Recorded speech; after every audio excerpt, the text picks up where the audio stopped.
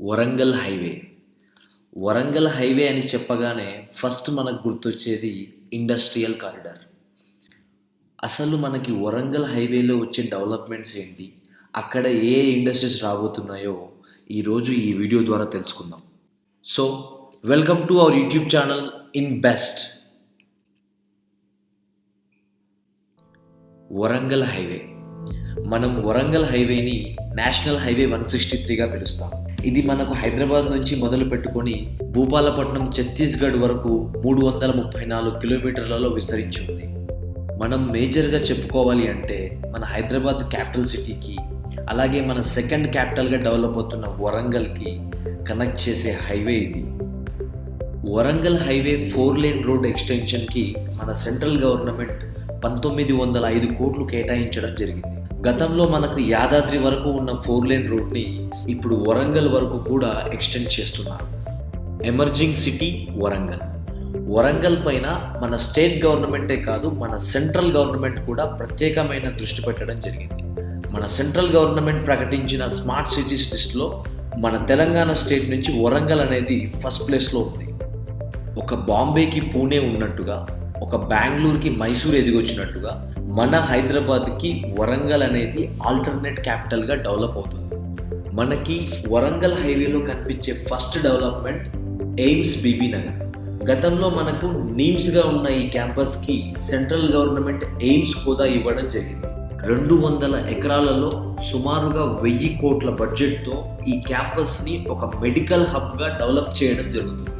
మనకి వరంగల్ హైవేలో BB Nagar cross station తర్వాత నెక్స్ట్ వచ్చేది యాదాద్రి. మనందరికీ తెలుసు, యాదాద్రి భువనగిరి సపరేట్ డిస్ట్రిక్ట్గా ఫామ్ అవడం.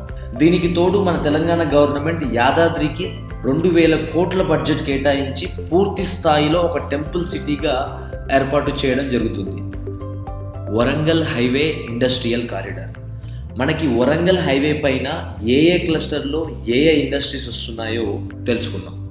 ఫస్ట్ మనకి యాదాద్రి భువనగిరి క్లస్టర్ గమనించినట్టయితే IT ITES, medical hub, minerals based industries, అలాగే transportation hub and dry port, ఇవన్నీ కూడా ప్రపోజల్లో ఉన్నాయి. నెక్స్ట్ మనకి జనగాం క్లస్టర్లో ఫుడ్ ప్రాసెసింగ్, అలాగే లెదర్ బేస్డ్ ఇండస్ట్రీస్ ప్రపోజల్లో ఉన్నాయి.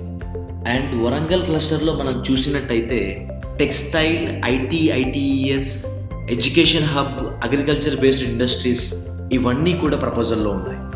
మనకి వరంగల్ హైవేలో వచ్చే మేజర్ డెవలప్మెంట్గా ఈ టెక్స్టైల్ పార్క్ని చెప్పుకోవచ్చు.